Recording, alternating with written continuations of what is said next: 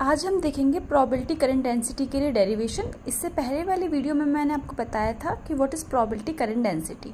Okay, if the probability of finding a particle inside a bounded region decreases with time, then the probability of finding the particle outside that region must increase with time.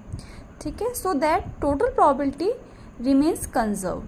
So the flow of probability known as probability current density. ठीक है, अब हम ये मान लेते हैं कि माना P R is the probability of finding a particle at a particular point in the space.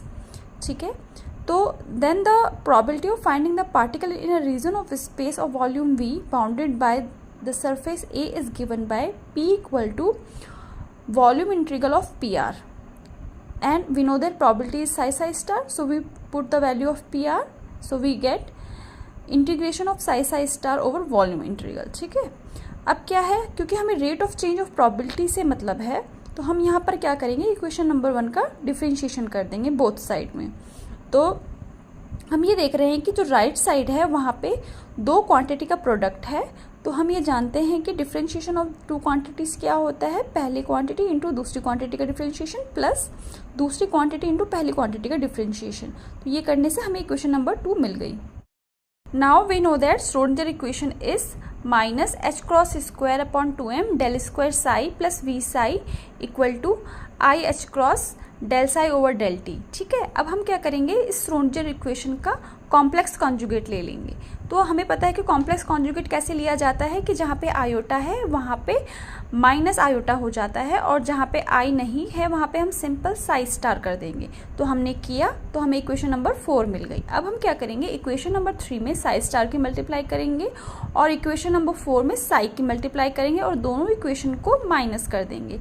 तो ये ऐसा करने से हमें जो है इक्वेशन नंबर 5 मिल गई है। अब हम ये देख रहे हैं कि जो इक्वेशन 5 का जो राइट हैंड साइड है और जो हमारी इक्वेशन नंबर 2 था उसका राइट हैंड साइड इक्वल है। तो हम यहाँ पर क्या करेंगे, ये जो इक्वेशन नंबर 5 से जो हमें वैल्यू मिली है इसकी राइट हैंड साइड की, वो हम जो है इक्वेशन नंबर 2 पे पुट कर देंगे, तो हमें ये मिल जाएगा। ये हमारी लेफ्ट साइड है और राइट हैंड साइड में हम जो है हमने जो डिफरेंशिएशन था दो क्वांटिटीज़ का, उसकी जगह में हमने ये वैल्यू रख ली है इक्वेशन नंबर 5 से।